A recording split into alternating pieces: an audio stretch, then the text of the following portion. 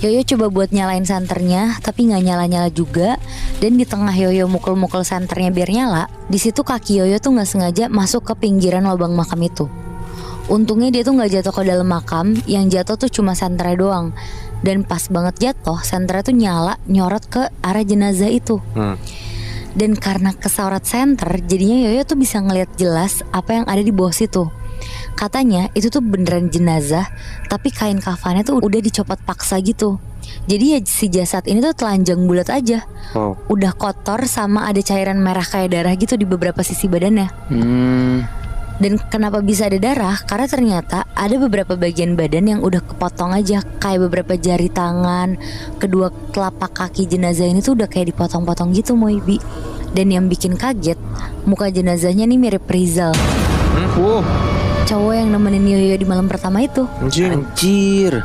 Dan pas Yoyo coba ngebaca pelan-pelan batu nisan yang di atas itu, ternyata emang tulisan di batu nisan ini tulisannya emang Rizal. Wah gila.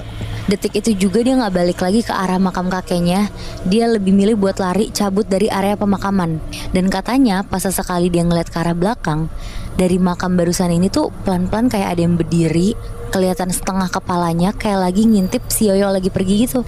Dan itu tuh sosoknya Rizal. Wow. Sosok ini tuh kayak pelan-pelan ngacungin jarinya yang udah gak lengkap itu ke arahnya si Yoyo lari.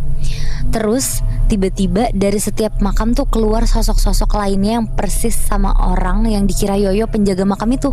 Anjir. Ternyata mereka tuh bukan penjaga makam, tapi mereka tuh orang yang dikubur di dalamnya. Iya.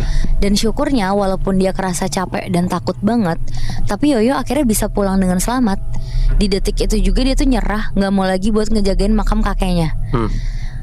Dan akhirnya intinya kebesokan harinya ini si Yoyo tuh dikasih tahu padenya kalau ternyata semalam emang ada makam yang dibongkar sama oknum, katanya buat tumbal pesugihan.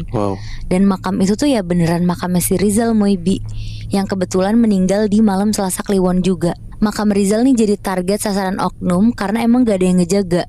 Dan menurut gue gila banget sih, udah meninggal aja masih disiksa anjir. Iya gue setuju sih Nat, tapi di sisi lain kayak dia kan emang niatnya baik ya, ngejagain makam kakeknya. Kalau nggak dijagain Yoyo kan pasti bisa jadi makam kakeknya dibongkar kan. Iya. Cuman karena dia ngejagain makam itu, dia digentayangin sama banyak banget setan anjing. Iya anjir.